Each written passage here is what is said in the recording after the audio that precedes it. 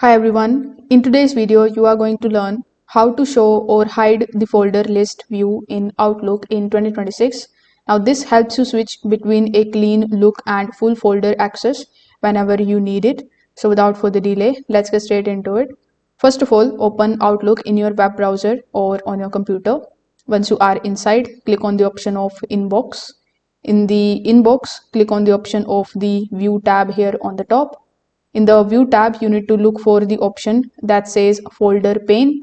When you click on it, it is going to show you further options here, like we have folder list, then favorites, and then we have the option of the sort folders. So here, if you see the option of normal, minimized, or off, you just have to basically select the option of normal in order to show the folders list.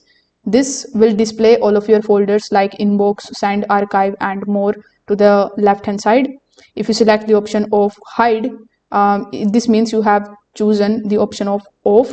Outlook will remove the folders pane completely and give you a clean full width email view, just like so, as you can see here.